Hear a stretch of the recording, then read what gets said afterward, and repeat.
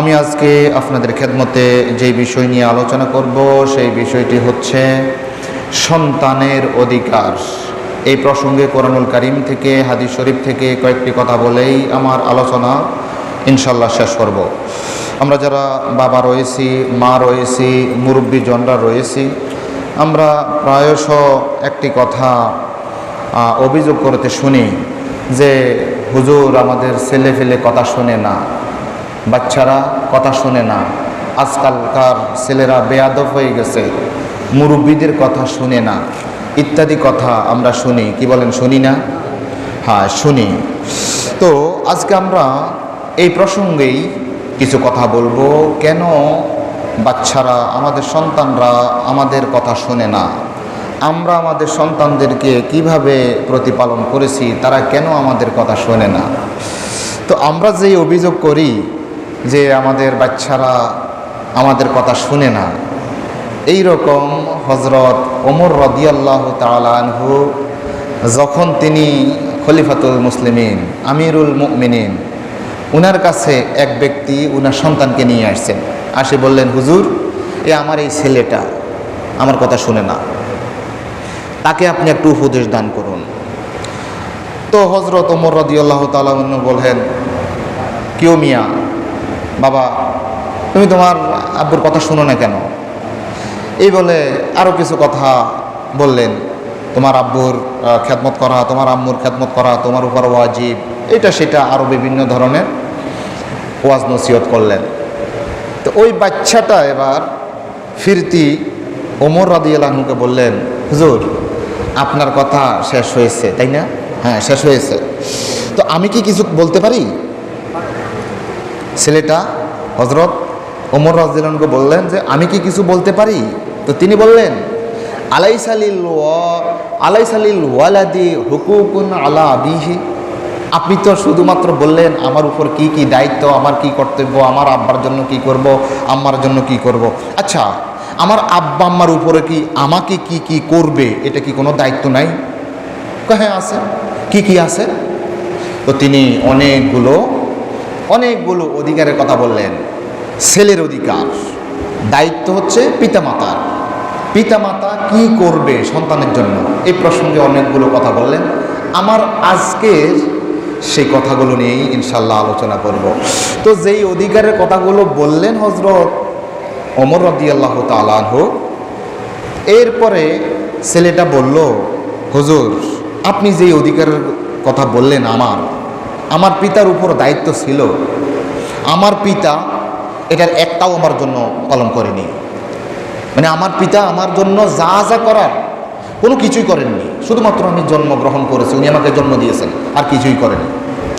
এটা শুনে হযরত ওমর রাদিয়াল্লাহু তাআলা আনহু ফালতাফাতা ওমরু ইলা রাজুলি ওয়া ক্বালা লাহু জিতা ইলাইয়া তাশকু উকুকা ইবনিকা ওয়া ক্বাদ আকাকতাহু ক্বাবলা আন ইউআক্কিকা ওয়া আসাতা ইলাইহি ক্বাবলা আন ইউসিয়া ইলাইকা। শোনো, তোমার কিছু অধিকার রয়েছে। এবার বাবাকে বলছে, তোমার কিছু অধিকার পাওনা আছে, এটা ঠিক, তবে তোমার কিছু সর্বপ্রথম দেয়ার ছিল, তুমি সেটা না দিয়ে তুমি কেন পাওনি, এটার অভিযোগ আমাকে করতে এসেছ। বরং তুমি তোমার সন্তানের উপর তার অধিকারটা তুমি হরণ করেছো, এই জন্য তোমার সন্তান তোমার কথা শোনে না। আজকে আমি সংক্ষিপ্ত পরিসরে আমার সম্মানিত মুসলিয়ানে কেরামের কাছে যে সন্তান, আমাদের ছেলে মেয়ে, আমাদের থেকে কি পাওনা, এই প্রসঙ্গে কয়েকটি কথা আরজ করার চেষ্টা করবেন ইনশাআল্লাহ তাআলা। সম্মানিত হাজিরিন, সর্বপ্রথম কথা হচ্ছে, আমরা যে সন্তান সন্ততি আমাদের আছে, এই সন্তানের উপকারিতা কি? সন্তান হলে আমাদের লাভটা কি, না হইলে ক্ষতি কি? কি বলেন? আল্লাহ তাআলা কিন্তু সন্তান সন্ততি, মাল সম্পদ, এগুলোকে জীবনের অপরিহার্য কোনো কিছু এটা বলেন নাই। বলছেন যে জিনা আল মাল ওয়াল বানুনা জিনাতুল হায়াতিদ দুনিয়া, এটা দুনিয়ার জীবনের সৌন্দর্য। তিনি বললেন কি সৌন্দর্য, মানে সন্তান সন্ততি ছাড়াও জীবন যাপন করা যায়, তবে এটা সৌন্দর্য। তো এটার উপকারিতা কি? হযরত রাসূল করিম সাল্লাল্লাহু আলাইহি ওয়াসাল্লাম ইরশাদ ফরমাচ্ছেন যে আনি নবী সাল্লাল্লাহু আলাইহি ওয়াসাল্লাম ইয়াত্তাবিউর রাজুলু ইয়াউমাল কিয়ামাতি আমসালুল জিবালি মিনাল হাসানাত ফায়াকুলু ইয়া রাব্বি আন্না হাযা ফায়াকুলু বিইস্তিগফারি ওয়ালাদাকা লাকা। হাসরের ময়দানে কিয়ামতের দিন একজন ব্যক্তির আমলনামার মধ্যে পাহাড়ের মতো নেকি আসতে থাকবে। তখন ওই ব্যক্তিটা বলবে, ওই বাবা বলবে যে আন্না হাজা ইয়া রাব্বুল আলামিন, আমার এত নেকি কোত্থেকে আসতেছে? তখন আল্লাহ রাব্বুল আলামিনের পক্ষ থেকে বলা হবে ফায়াকুলু বিইস্তিগফারি ওয়ালাদাকা লাকা, দুনিয়ার মধ্যে তোমার একজন সন্তান রাখিয়ে এসছো, সে তোমার জন্য ক্ষমা চাইছে, এই ক্ষমাটা এখন পাহাড়ের মতো স্রোত ধরে তোমার আমলনামার মধ্যে চলে আসতেছে। সুবহানাল্লাহি ওয়া বিহামদিহি। দেখেন, তাহলে একজন সন্তানকে যদি আপনি দুনিয়ার মধ্যে রাখতে পারেন যে আপনার জন্য দোয়া করবে, রব্বানা হাবলানা মিন আজওয়াজিনা ওয়া যুররিয়াতিনা রাব্বিরহামহুমা কামা রাব্বায়ানি সগীরা, সে বলবে হে আল্লাহ, আপনি আমার পিতামাতাকে এমনভাবে লালন পালন করেন যেভাবে তারা ছোট অবস্থা আমাকে লালন পালন করেছিল। তাহলে সন্তানের উপকারিতা রয়েছে। আবার এই সন্তানকে যদি তার অধিকার যদি আপনি না দেন, তাহলে এই সন্তান আপনার জন্য, আমার জন্য কি এটা মারাত্মক ধরনের হুমকি হয়ে যাবে, আমার শত্রু হয়ে যাবে। আল্লাহ তাআলা একটা আয়াতের মধ্যে বলছেন, ইয়া আইয়ুহাল্লাযীনা আমানু ইন্না মিন আজওয়াজিকুম ওয়া আওলাদিকুম আদুওয়াল লাকুম ফাহযারুহুম, হে ঈমানদারগণ, তোমাদের স্ত্রীদের মধ্য থেকে, তোমাদের সন্তানদের মধ্য থেকে তোমাদের জন্য শত্রু রয়েছে। এই সন্তানই আপনার জন্য, আমার জন্য শত্রুতে পরিণত হয়ে যাবে। এই সন্তান একদিন বলবে, আল্লাহ, আমার বাবা আমার যে অধিকার ছিল, আমার যে পাওনা ছিল, সবসময় তিনি পাইতেই চাইছেন, সম্মান পাইতে চাইছেন, কিন্তু আমার যে কিছু অধিকার, আমার যে কিছু পাওনা ছিল, সেটা তিনি আমাকে দেন নাই। এই জন্য আজকের এই কিয়ামতের কঠিন ময়দানে আমার আব্বা আম্মাকে দেখাই দেন, আমার আব্বা আম্মার গর্দানের উপর পা দিয়ে আমি তো জাহান্নামে যাব, আমার পিতা মাতাকে সহ জাহান্নামে যাব। আল্লাহ তাআলা বলছেন, ওয়াকাল আল্লাযীনা কাফারু রব্বানা আরিনাল্লাযীনা আযাল্লানা মিনাল জিন্নি ওয়াল ইনসি নাজআলহুমা তাহতা আকদামিনা লিয়াকুনা মিনাল আসফালিন। ওই অবাধ্য সন্তান যাদেরকে অধিকার না দেওয়ার কারণে তারা ইসলাম থেকে বিমুখ হয়ে গিয়েছে, তারা কাফেরে পরিণত হয়েছে, এরা বলবে, আল্লাহ, জিন এবং ইনসানদের মধ্যে থেকে যারা আমাদেরকে পথভ্রষ্ট করেছে তাদেরকে দেখাই দেন, আমরা তাদের গর্দানের উপর, আমাদের পা তাদের কাঁধের উপর থাকবে, আমরা জাহান্নামে লাফ দিয়ে পড়ব তাদেরকে সহকারে।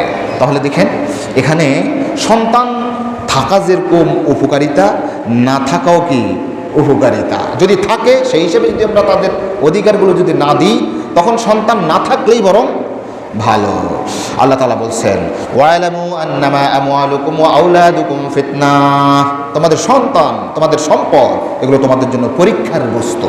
আজকে আমি আপনাদের খেদমতে আলোচনা করব যে একজন পিতার কাছে ছোট ছোট সন্তানরা কি কি অধিকার পাইতে পারে, কি কি অধিকার আমরা সব সময় পাইতে চাই, আমরা দিতে চাই না, আমরা কি কি দেব আমাদের সন্তানদেরকে, এই জিনিসটা আজকে আলোচনা করব ইনশাআল্লাহ। একজন সন্তানের সর্বপ্রথম যে অধিকার, সেই অধিকারটা হচ্ছে একজন ভালো মা বাবা পাওয়া, সর্বপ্রথম অধিকার। বুঝেন নাই? একজন ভালো মা বাবা পাওয়া একজন সন্তানের সর্বপ্রথম অধিকার। হযরত আবুল আসওয়াদ আদ-দুয়াইলি তিনি একদিন তার সন্তানদেরকে উপদেশ দিচ্ছিলেন। তিনি বলছেন, কাদ আহসানতু ইলাইকুম সিগারান ওয়া কিবারান, এ আমার সন্তানরা, আমি তোমাদেরকে ছোট অবস্থায় এবং বড় অবস্থায় তোমাদের প্রতি ইহসান করেছি। ওয়া ক্বাবলা আন তুলাদু, তোমরা জন্মগ্রহণের পূর্বেও তোমাদের প্রতি ইহসান করেছি। ক্বালু ওয়া কাইফা আহসানতা ইলাইনা ক্বাবলা আন নুলাদু, তখন ওই সন্তানরা বলল, আবুল আসওয়াদ আদ-দুয়াইলি তিনি হেদায়েতুন নাহু গ্রন্থ লিখেছিলেন, হেদায়েতুন নাহু মাদ্রাসায় পড়ায় একটা কিতাব। তো তখন সন্তানরা বলল, আব্বা, ছোট অবস্থায় আপনি আমাদেরকে এহসান করছেন, বড় অবস্থায় এহসান করছেন, তো আমরা জন্মগ্রহণ করার পূর্বে আপনি আমাদেরকে এহসান করছেন, এটা কিভাবে? ক্বালু ওয়া কাইফা আহসানতা ইলাইনা ক্বাবলা আন নুলাদু, আমরা জন্মগ্রহণের পূর্বেই আপনি আমাদের প্রতি কিভাবে এহসান করেছেন? তো তিনি বললেন, ক্বাদ ইখতারতু লাকুম মিনাল উম্মি মান লা তাসুব্বুনা বিহা, আমি তোমাদের জন্য এমন এক মাকে এনেছি যার চরিত্র, যার মাধুর্যতা তোমরা কখনো তোমার সেই মায়ের দোষ ধরতে পারবে না, এমন নিষ্কুলুর চরিত্রের অধিকারিণী একটা মা তোমাদের জন্য নির্বাচন করেছি। এই তোমাদের সর্বপ্রথম যে অধিকারটা ছিল একজন ভালো মা পাওয়া, আমি সেই ভালো মাটা তোমাদের জন্য ইখতিয়ার করেছি। নির্বাচন করেছে। কিল আলী রাসূলিল্লাহ সাল্লাল্লাহু আলাইহি ওয়াসাল্লাম আইয়ুন নিসাই খায়র, কোন নারী সর্বোত্তম? আল্লাহ রাসূলকে বলা হলো কোন নারী, কোন স্ত্রী সর্বোত্তম? আল্লাহ রাসূল বলেছিলেন ক্বালা আল্লাতী তাসুররুহু ইযা নাযারা, ওই নারী সর্বোত্তম যে নারীর দিকে তাকালে সেই নারী আপনাকে আনন্দিত করে, আপনার মনটা ভরে যায়। আহ, নেককারিনী, আমার অনুগতা, আমার কথা শুনে আমি যেভাবে বলি সেভাবেই সে চলে, এই জাতীয় একটা নারী, এই নারী হচ্ছে সর্বোত্তম। ও তুতিউহু ইযা আমারা, যখন তাকে আদেশ করা হয় সঙ্গে সঙ্গে সে আদেশটা সে পালন করে। ওয়ালা তুখালিফুহু ফি নাফসিহা ওয়ালা মালিহা বিমা ইয়াকরাহু, ওই স্বামী যেই বিষয়ে খারাপ মনে করে, অপছন্দ মনে করে, তার মাল সম্পদ, তার আচার আচরণ, এই সকল কাজ থেকে সে বিরত থাকে। এই নারী হচ্ছে সর্বোত্তম।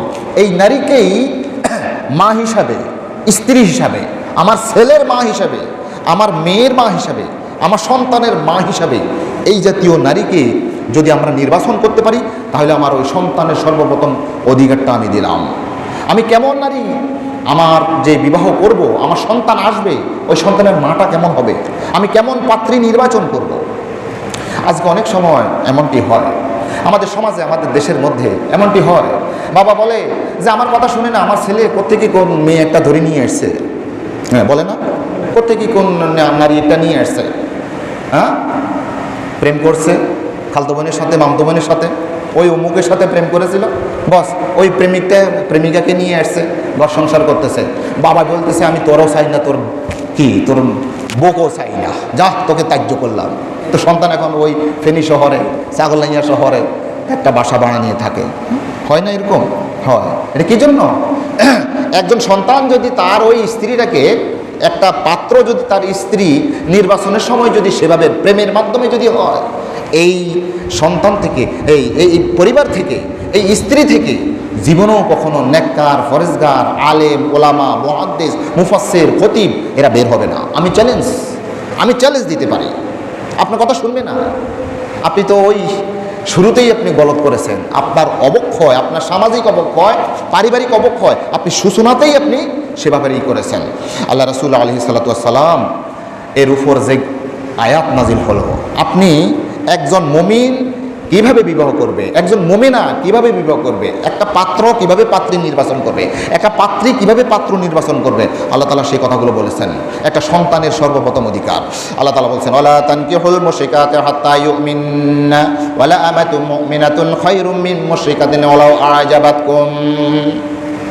ওয়ালা তানকিহুল মুশরিকাত, পুরুষদেরকে বলতেছে তোমরা এমন কোনো নারীকে বিবাহ করবে না যারা মুশরিকা, মানে যারা বিধর্মী, যাদের সাথে দিনই কোনো সম্পর্ক নাই, এরা আল্টা মডার্ন। খবরদার, এই জাতীয় নারীদেরকে, তোমাদেরকে চমৎকৃত, তোমাদেরকে আকর্ষিত যদিও করে, তারপর ওই সকল নারীদেরকে কি বিবাহ করবে না। লম্বা চূড়া, শিক্ষিত, পারিবারিক স্টেটাস, সম্পদ সব কিছুই আছে, তবে দিনদারি নাই। খবরদার, এই জাতীয় নারীদেরকে তোমরা, এই মুশরিকা নারীদেরকে, যারা আল্লাহকে চিনে না, এই জাতীয় নারীদেরকে তোমরা নির্বাচন করবে না। হাত্তা ইউমিন্না, যতক্ষণ না তারা ঈমান আনে।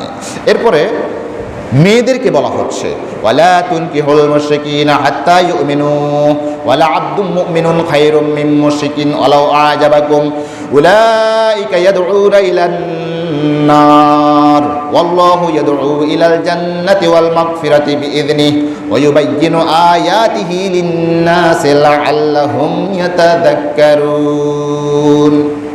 এবার নারীদেরকে বলছে ওয়ালা তুনকিহুল মুশরিকিন, তোমরা বিধর্মী, যাদের মধ্যে দিন ধর্ম নাই, এই জাতীয় পুরুষদেরকে খবরদার বিবাহ করবে না।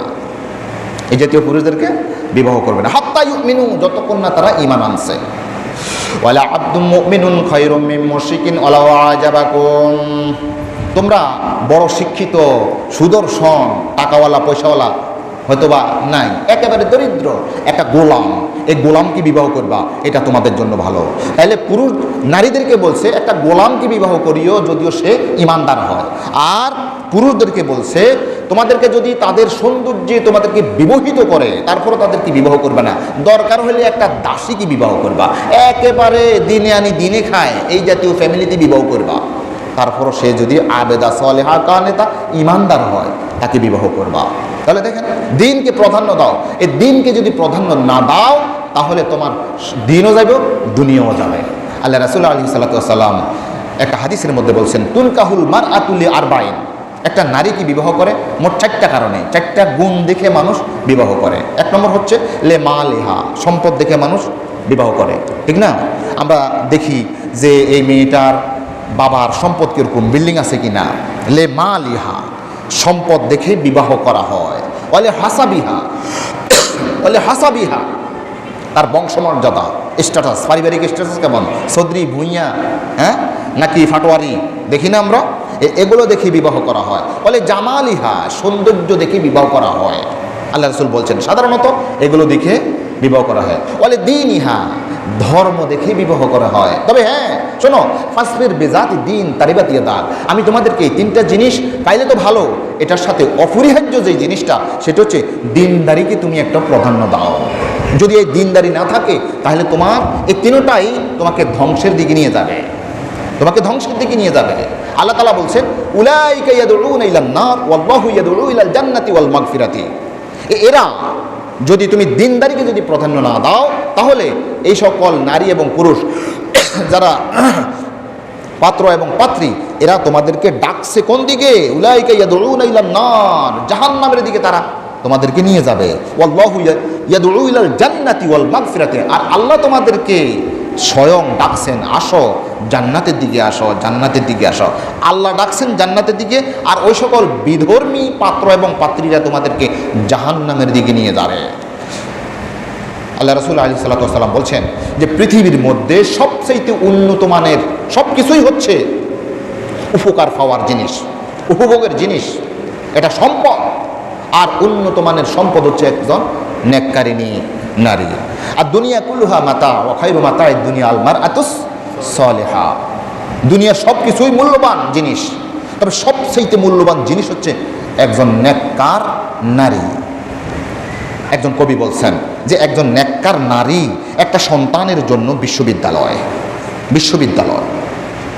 আরেকজন দার্শনিক বলেছেন আমি সারা পৃথিবীর অনেক বিশ্ববিদ্যালয় ঘুরেছি, কিন্তু মায়ের কোলের মতো এত বড় বিশ্ববিদ্যালয় আমি কোথাও দেখিনি।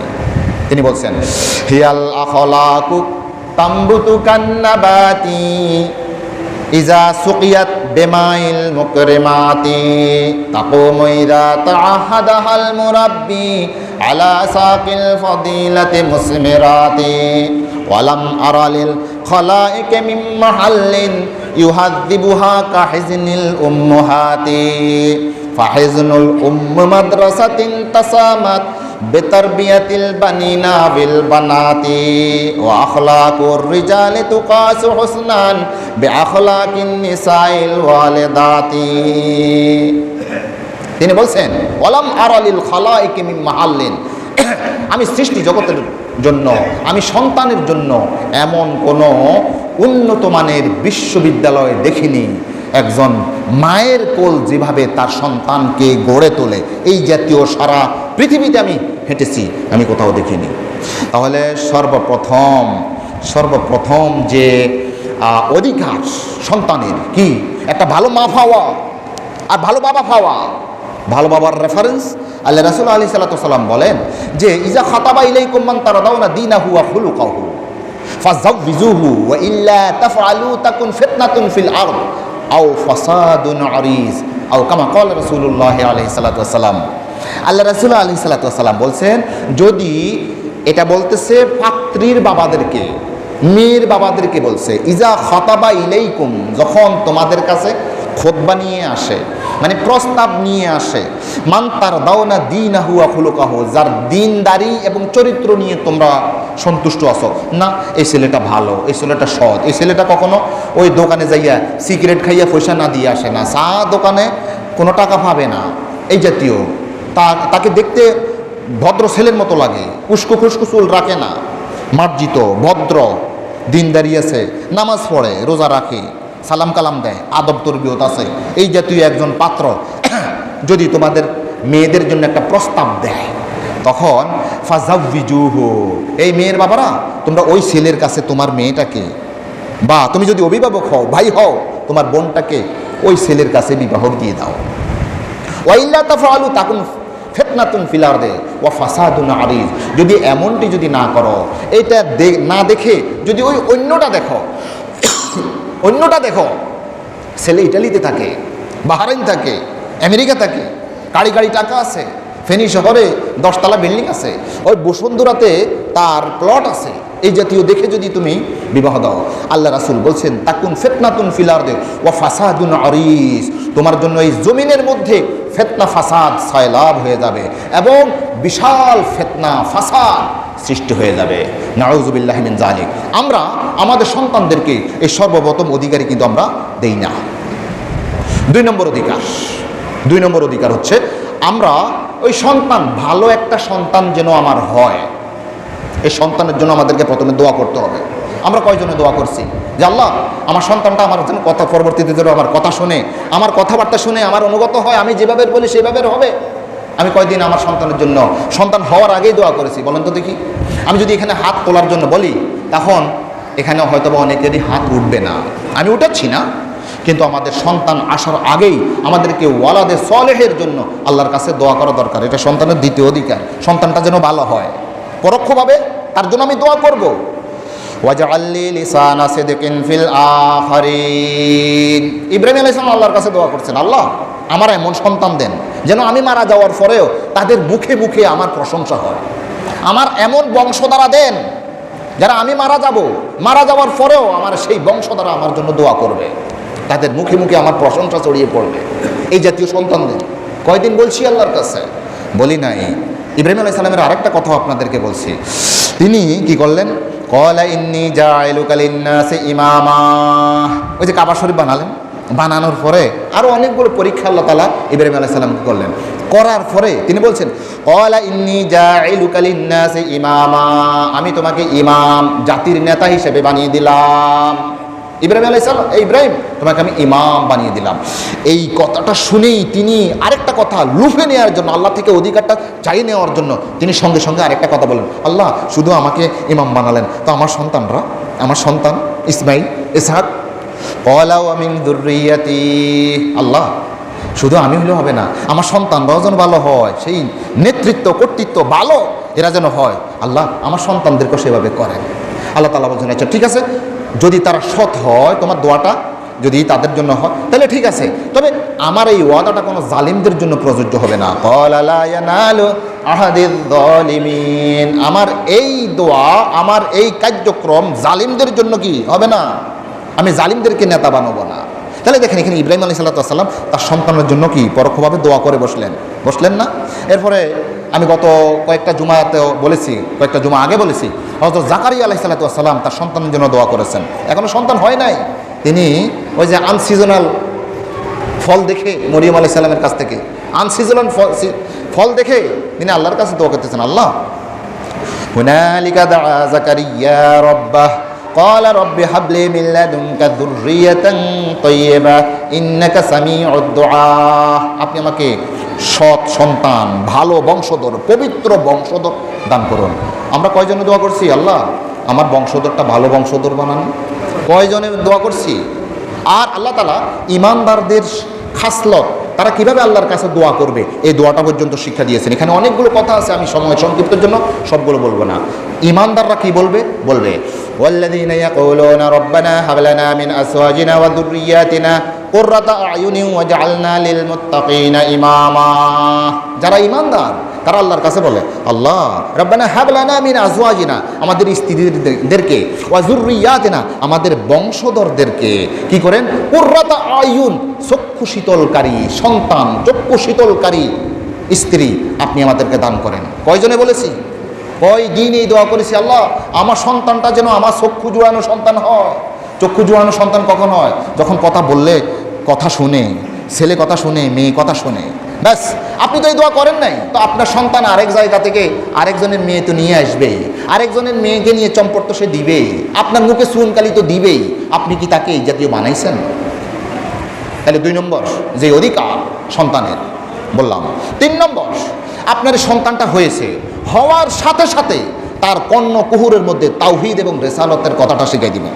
প্রথমে শুনেই দিবেন আল্লাহু আকবার, আল্লাহু আকবার। আপনি যদি পারেন তো পারলেন, নতুবা একজন ইমাম সাহেবকে, একজন আলিম সাহেবকে আনে প্রথমে সর্বপ্রথম যেই কথাটা, এই কথাটা তার কানের মধ্যে প্রবেশ করে দেন যে ওয়াহদাহু লা শারীকা লাহু, এই কথাটা তার কি কর্ণ কুহুরের মধ্যে পৌঁছাইয়ে দেন। আমরা কি করি, যেদিন সন্তান হয়েছে সেদিন বড় ডেক্সেট দিয়ে বিশাল আমাদের এলইডি গান চলতেছে, এদিক দিয়ে চলতেছে ধুমকা ধড়াক্কা, এভাবে আমরা গান শুনিয়ে দিচ্ছি আমার সেই সন্তানকে। সে তো বড় হইয়া গানে গাইবে, গায়কও হবে।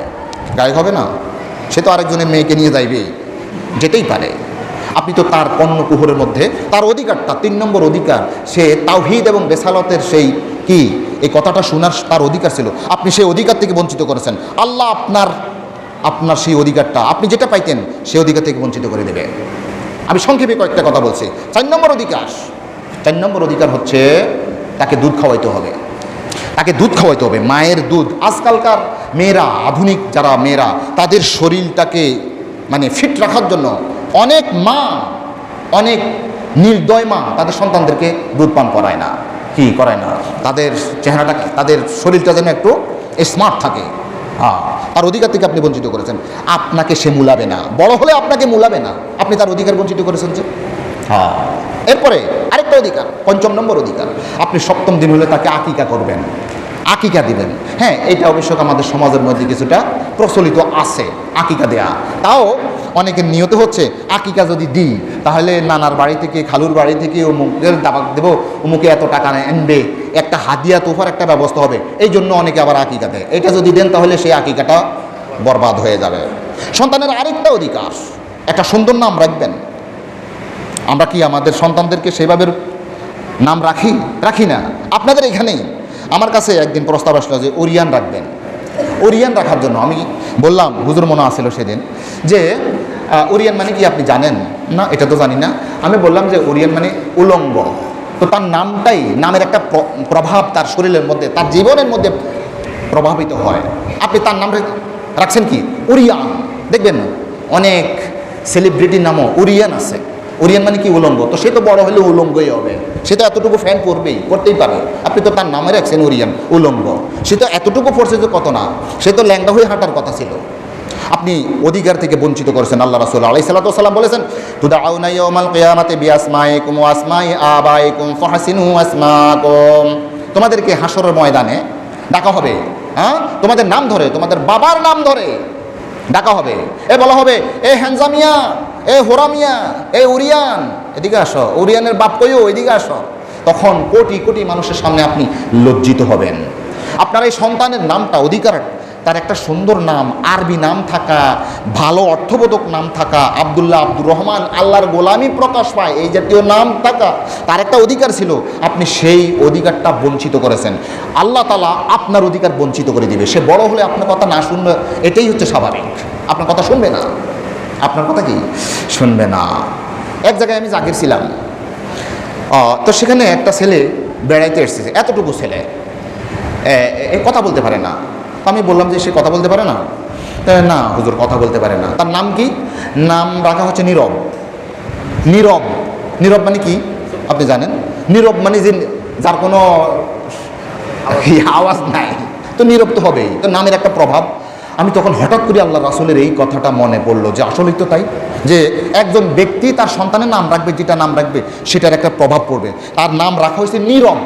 তো আমি একটু মস্কারি করে বললাম যে তার যদি অন্য একটা ভাই যদি হয় তখন তার নামটা রাখার জন্য বলিও নিথর, কেননা নীরব নিথর তো না একটু মিলবে নাকি? নীরব নিথর, নিথর মানে মারা গিয়ে একবারে চিৎপটাং হয়ে আছে, এটা হচ্ছে নিথর, মানে আর কোনো নড়াচড়া নাই। এটা হবে তো, হেলিকপ্টার নাম রাখবে এখন, জ্যাকেট, রকেট, ফকেট। আমি আরেক জায়গায় জাগির ছিলাম, আমার 10ম শ্রেণী থাকার একটা কথা, এক জায়গায় জাগির ছিলাম, তাদের নাম রাখা হচ্ছে রিঙ্কু, ফিঙ্কু, রনি, সনি, অ্যানি। বিশ্বাস করেন তাদের 5টা ছেলে, মিথ্যা কথা বলছি না। রিঙ্কু, ফিঙ্কু, রনি, সনি, অ্যানি। কোনটা ছেলে কোনটা মেয়ে আল্লাহর কসম আমি এখন পর্যন্ত বুঝি না যে রিঙ্কু ছেলে নাকি মেয়ে, ফিঙ্কু রনি নাকি ছেলে নাকি মেয়ে। রিঙ্কু, ফিঙ্কু, রনি, সনি, অ্যানি। অ্যানি, সনি মানে আমি তালগোল পাকাই যাই। তো আমাদের সন্তানগুলো তার নামের একটা প্রভাব তার জীবনের মধ্যে পড়ে, ঠিক আছে? তাহলে তার এই অধিকার থেকে আপনি বঞ্চিত করেছেন। আল্লাহ আপনার অধিকার বঞ্চিত করে দিবেন। আপনার কথা সেই সন্তান শুনবে না। আপনি শুধু মনে করতেছেন বাপ হয়েছে, ও বাবা আমার সালাম দেয়, ছেলে আমাকে সালাম দেয় না। সালাম আপনি শিখেছেন কোনোদিন? শিখেছেন? তাহলে আরেকটা অধিকার, 6 নম্বর অধিকার, সেটা হচ্ছে ঈমান, আকীদা তাদের অন্তর মধ্যে আপনি গেঁড়ে দিতে হবে।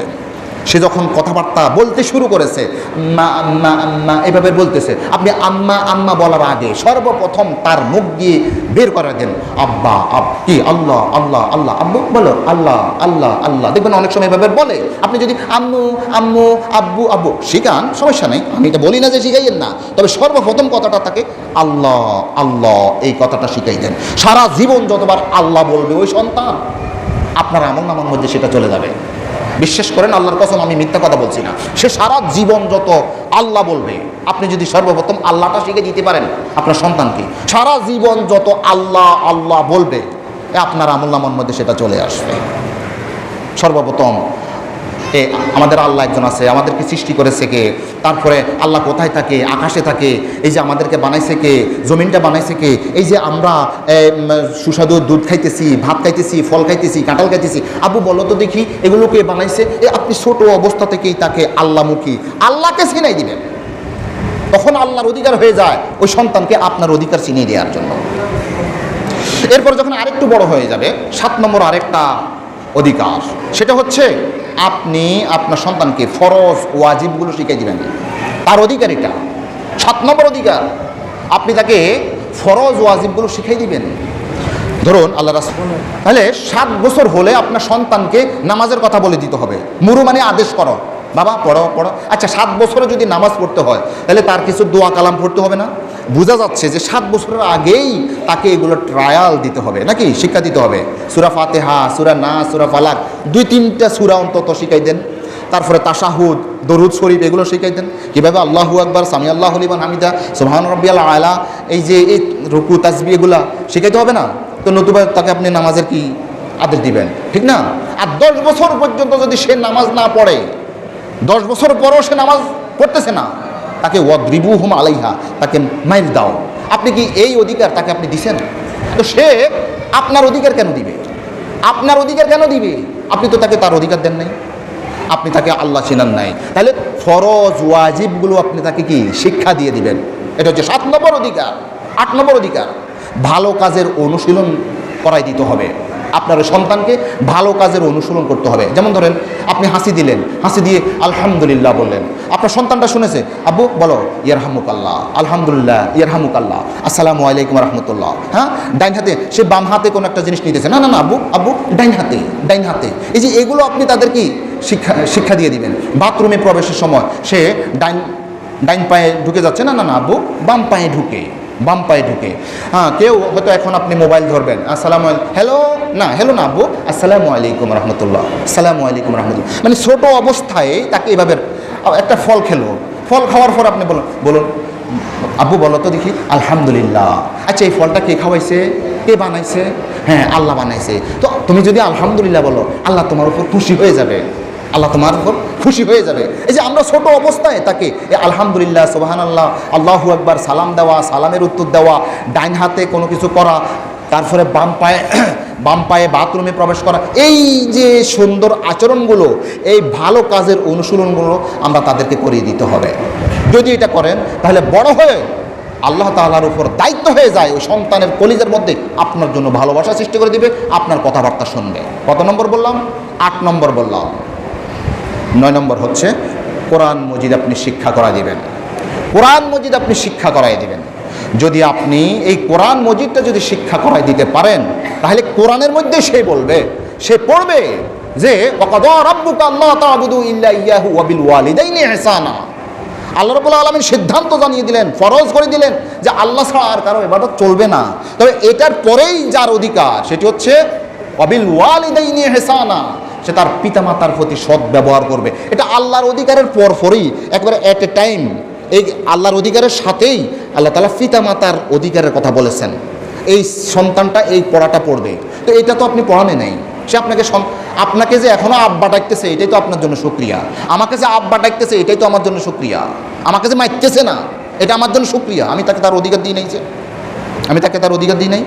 আমাদের সন্তান তো আমার মুখে চুলকানি লাগাবেই তো, আমি তো তাকে তার অধিকার দিই নাই।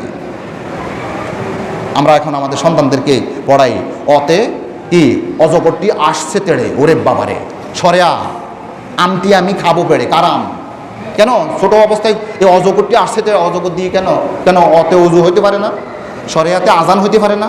আমাদের মাদ্রাসাগুলোর মধ্যে এগুলো হয়।